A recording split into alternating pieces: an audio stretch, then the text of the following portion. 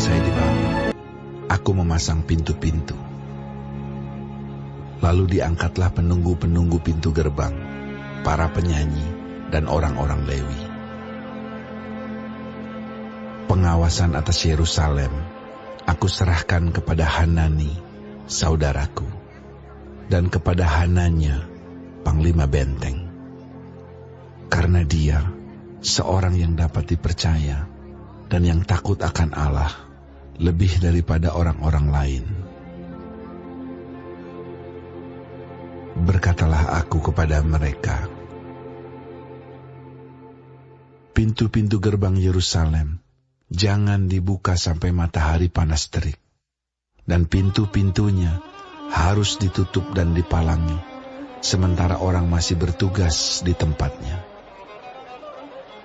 Tempatkanlah penjaga-penjaga dari antara penduduk Yerusalem, masing-masing pada tempat-tempat penjagaan dan di depan rumahnya. Adapun kota itu luas dan besar, tetapi penduduknya sedikit dan rumah-rumah belum dibangun. Maka Allahku memberikan dalam hatiku rencana untuk mengumpulkan para pemuka, para penguasa dan rakyat, supaya mereka dicatat dalam silsilah. Lalu kudapati daftar silsilah orang-orang yang lebih dahulu berangkat pulang. Dalam daftar itu, kudapati tertulis,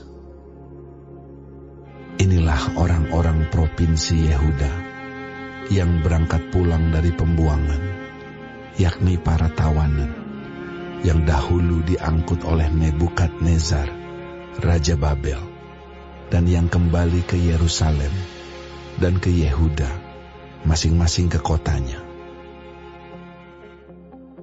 Mereka datang bersama-sama Zerubabel, Yesua, Nehemia, Azaria, Ra'arnya, Nahamani, Mordekai, Bilsan, Misperet, Bigwai, Nehum, dan Baana.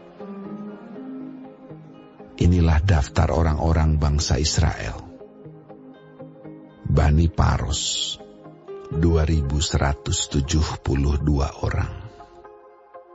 Bani Sefaca, 372 orang.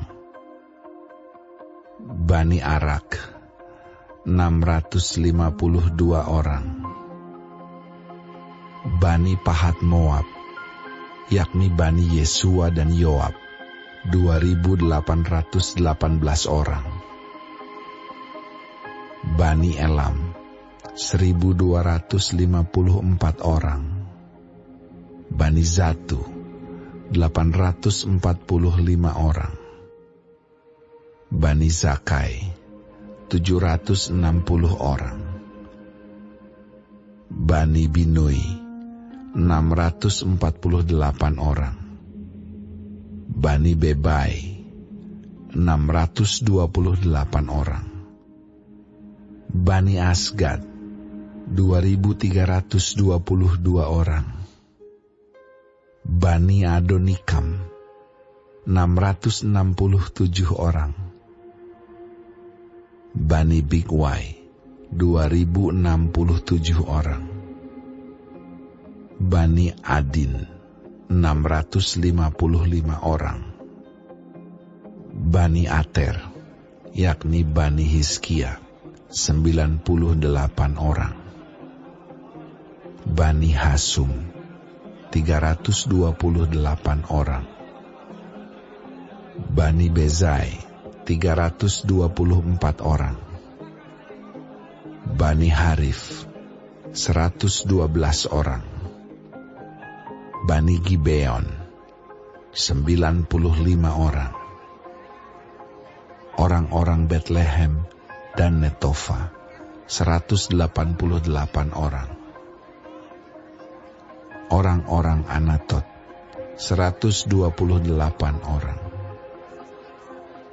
Orang-orang Bet Azmawet, 42 orang. Orang-orang Kiryat Yearim, Kefira, dan Beerot 743 orang. Orang-orang Rama dan Gaba 621 orang. Orang-orang Mikmas 122 orang. Orang-orang Betel dan Ai 123 orang. Orang-orang dari Nebo yang lain 52 orang. Bani Elam, yakni Elam yang lain 1.254 orang. Bani Harim 320 orang. Orang-orang Yeriko 345 orang. Orang-orang Lot, Hadid, dan Ono 721 orang. Bani Senaa 3.930 orang. Inilah para imam Bani Yedaya, yakni kaum keluarga Yesua 973 orang. Bani Imer 1.052 orang. Bani Pasyur 1.247 orang. Bani Harim 1.017 orang. Inilah orang-orang Lewi, Bani Yesua, yakni Bani Kadmiel dan Bani Hodewa 74 orang. Inilah para penyanyi, Bani Asaf 148 orang. Inilah para penunggu pintu gerbang, Bani Salum, Bani Ater, Bani Talmon, Bani Akub, Bani Hatita, Bani Sobai 138 orang. Inilah para budak di bait Allah, Bani Ziha, Bani Hasufa, Bani Tabaot, Bani Keros, Bani Sia, Bani Padon, Bani Lebana, Bani Hagaba, Bani Salmai, Bani Hanan, Bani Gidel, Bani Gahar, Bani Reaya, Bani Rezin, Bani Nekoda, Bani Gazam, Bani Uza, Bani Paseah, Bani Besai, Bani Meunim, Bani Nefusim, Bani Bakbuk, Bani Hakufa, Bani Harhur, Bani Bazlit, Bani Mehida, Bani Harsa, Bani Barkos, Bani Sisera, Bani Temah, Bani Neziah, Bani Hatifa. Inilah keturunan para hamba Salomo, Bani Sotai, Bani Soferet, Bani Perida, Bani Ya'ala, Bani Darkon, Bani Gidel, Bani Sefaca, Bani Hatil, Bani Pokeret Hazebaim, Bani Amon. Seluruh budak di bait Allah dan keturunan para hamba Salomo ada 392 orang. Inilah orang-orang yang berangkat pulang dari Tel Melah, Tel Harsa, Kerub, Adon, dan Imer. Tetapi mereka tidak dapat menyatakan apakah kaum keluarga dan asal-usul mereka termasuk bangsa Israel. Bani Delaya, Bani Tobia, Bani Nekoda, 642 orang. Dan dari antara para imam, Bani Habaya, Bani Hakos, Bani Barzilai. Barzilai itu memperistri seorang anak perempuan Barzilai, orang Gilead itu. Dan sejak itu ia dinamai menurut nama keluarga itu. Mereka itu menyelidiki apakah nama mereka tercatat dalam silsilah. Tetapi karena itu tidak didapati, maka mereka dinyatakan tidak tahir untuk jabatan imam. Dan tentang mereka diputuskan oleh kepala daerah bahwa mereka tidak boleh makan dari persembahan Maha Kudus sampai ada seorang imam bertindak dengan memegang Urim dan Tumim. Seluruh jemaah itu bersama-sama ada 42.360 orang. Selain dari budak mereka laki-laki dan perempuan yang berjumlah 7.337 orang. Pada mereka ada 245 penyanyi, laki-laki dan perempuan. Mereka mempunyai 736 ekor kuda, 245 ekor bagal, 435 ekor unta, dan 6.720 ekor keledai.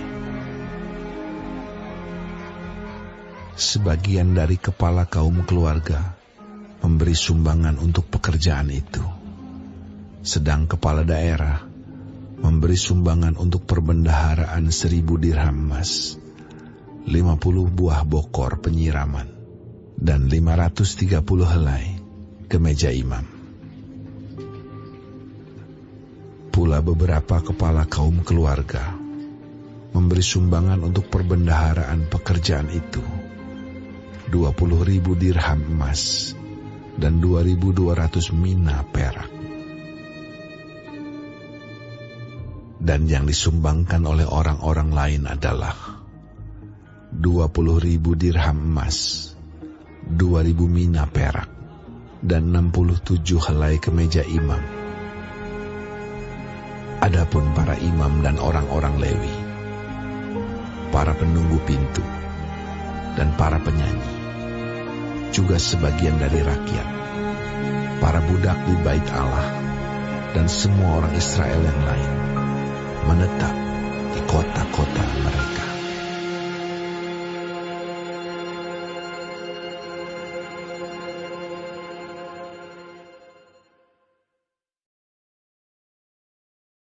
Shalom semua jemaat Tuhan, kembali kita di dalam pendalaman Alkitab Clearsight. Sekarang kita sudah memasuki kitab Nehemia 7. Tuhan Yesus memberkati.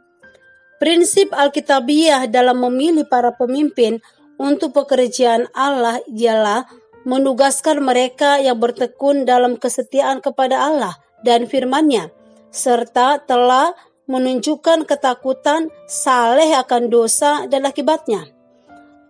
Kota Yerusalem kini sudah pulih. Tembok kota telah berdiri dan pintu gerbangnya telah dipasang. Lalu Nehemia mengangkat penunggu-penunggu pintu gerbang, yaitu para penyanyi dan orang-orang Lewi. Nehemia mengangkat Hanani sebagai pengawas, karena Hanani orang yang bisa dipercaya, memiliki integritas. Untuk jabatan Panglima Benteng Nehemia, Nehemia mengangkat Hananya, seorang yang takut akan Tuhan. Nehemia tidak berhenti sampai di situ. Nehemia memberikan perintah yang sangat jelas dan teliti. Pintu gerbang tetap dijaga, karena masih ada musuh yang ingin menggagalkan usaha Nehemia.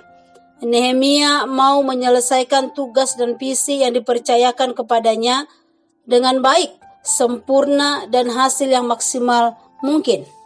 Tembok Yerusalem sudah dibangun, namun rumah-rumah dan fasilitas umum di kota masih jauh dari memadai.